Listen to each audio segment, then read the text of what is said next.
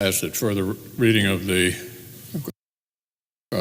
quorum call be dispensed. Without objection. Let me start with a quote, Mr. President. I'm going to fight this nomination with everything I've got. Well, that was the Democratic leader on television mere hours after Judge Brett Kavanaugh was first nominated to the Supreme Court. Others pledged their opposition before he was even named, before they'd reviewed a lick of evidence, before they'd heard a minute of testimony. Democrats already made up their mind and chosen their tactics: delay, obstruct, and resist. Whatever it took, whatever the truth really was, they were going to do whatever they could to stop this qualified, experienced, and mainstream nominee. Democrats have signaled for months they'd put on whatever performance the far left special interests demanded and throw all the mud they could manufacture. Well, it's not like they didn't warn us, but even by the far left's standards, this shameful smear campaign has hit a new low. I'll get into the specifics in just a moment, but I want to be perfectly clear about what has taken place. Senate Democrats and their allies are trying to destroy a man's personal and professional life on the basis of decades-old allegations that are unsubstantiated and uncorroborated. That, Mr. President, is where we are. This is what the so-called resistance has become: a smear campaign, pure and simple, aided and abetted by members of the United States Senate. 8 weeks ago, Democrats on the Judiciary Committee received a letter from Dr. Christine Blasey Ford with an uncorroborated allegation of misconduct. She had requested the matter be handled discreetly and confidentially.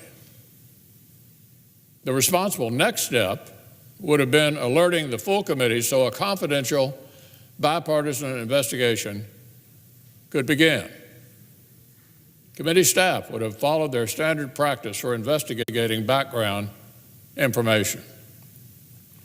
Senators could have questioned Judge Kavanaugh in their meetings or in closed session while respecting Dr. Ford's request for confidentiality. Oh, but Democrats didn't do any of that. They sat on Dr. Ford's letter for 7 weeks, kept it secret. They did nothing. They bid their time. And then they threw Professor Ford's wishes overboard and leaked it to the press.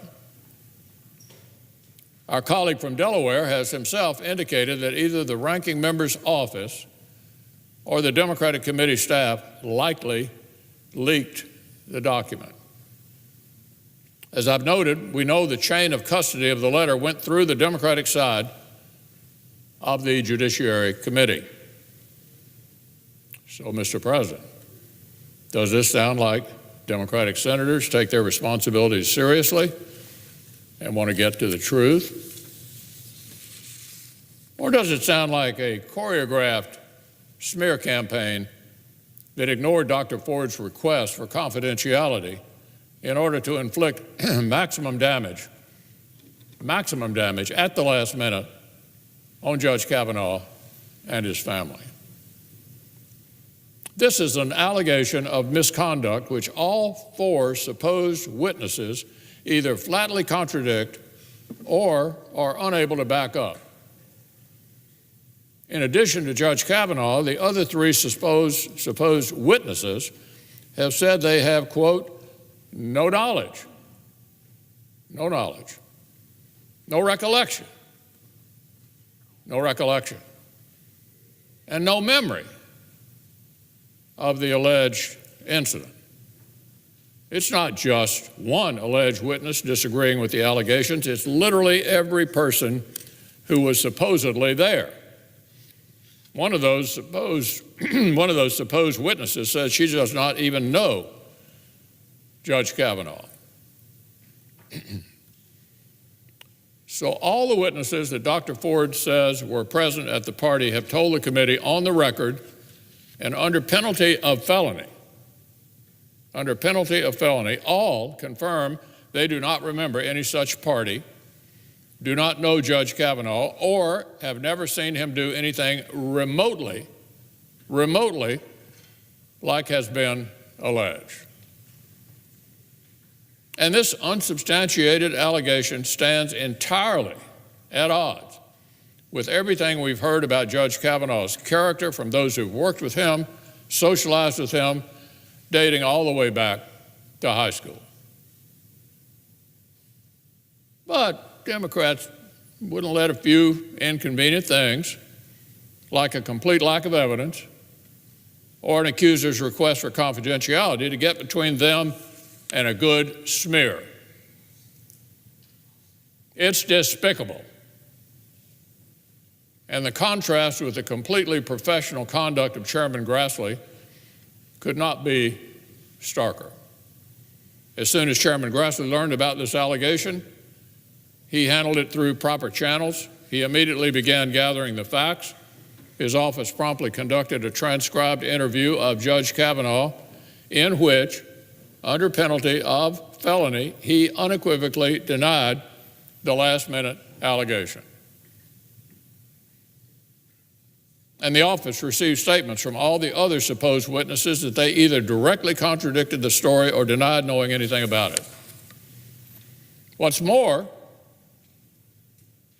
Chairman Grassley ensured that Dr. Ford could be heard in a forum of her own choosing, either here or in California, either in public or in private, either with the staff or with the members.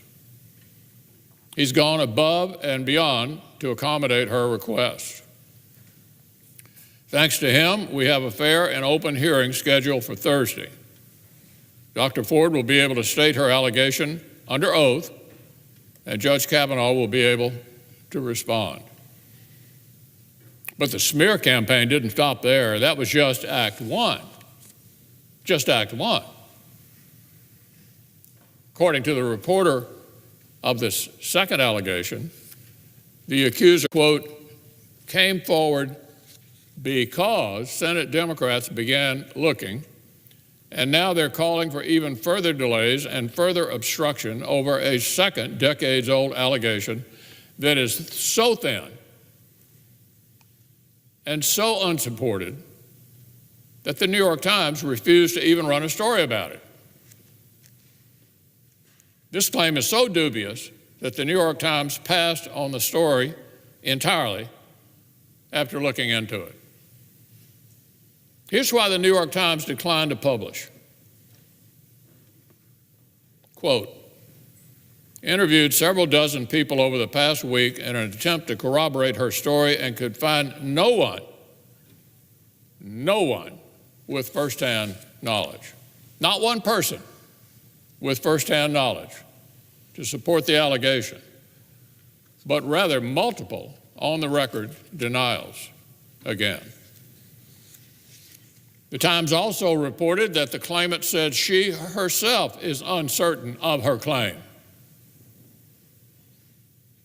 That's the New York Times, whose credo is all the news that's fit to print. And it found this latest last-minute allegation not even fit to print. Oh, but that hadn't stopped Judiciary Committee Democrats from shoveling it into their smear campaign and demanding for further delays. They kept this one secret from Republicans too, by the way. Evidently, several Democratic offices knew of this allegation for at least a week. But like with Dr. Ford's claim, they sat on this one too. So the committee could not take any proper action. They just wanted it to wind up in the press. Another orchestrated, last-minute hit on the nominee. And now they're acting like it's a legitimate reason to delay things even further, as though they hadn't already announced themselves as completely opposed to his nomination anyway, as if they hadn't already promised the far left they would lead the fight to bring this nomination down, whatever it took, whatever the cost. Whatever it took, whatever the cost. Let's put aside this last-minute, unsubstantiated smear. Let's return to the facts. Let's have a fair hearing on Thursday. Here are the facts that we do have. Hundreds of men and women who have known Brett Kavanaugh across his life have written or spoken out that he is a man of strong character and tremendous integrity. Numerous witnesses testified before the Judiciary Committee that he's a trusted mentor, a loyal friend, and a lifelong champion of women. More than 75 women gathered last week to share their decades-old knowledge of Judge Kavanaugh as a, quote, responsible guy who treats us with kindness and respect and a true gentleman in all aspects of his life. And separately, of course, it remains beyond reasonable dispute that Judge Kavanaugh's legal brilliance and excellence on the bench make him one of the very most qualified Supreme Court nominees in the history of our country. All of these facts are quite clearly on one side. Maybe that's why the Democrats are so panicked. Maybe that's why they're so willing to try to bring down this nominee. In the meantime, a good and honorable man and his family are receiving death threats. They're the subject of smears and are facing Senate Democrats who say he has no presumption of innocence because they don't agree with his judicial philosophy. Well, before the week is out, both Judge Kavanaugh and Dr. Ford will testify under oath before the Judiciary Committee. Chairman Grassley has made sure the facts will be heard. Judge Kavanaugh and the American people deserve nothing less. And I want to make it perfectly clear, Mr. President, Judge Kavanaugh will be voted on here on the Senate floor. Up or down, on the Senate floor, this fine nominee to the Supreme Court will receive a vote in this Senate in the near future.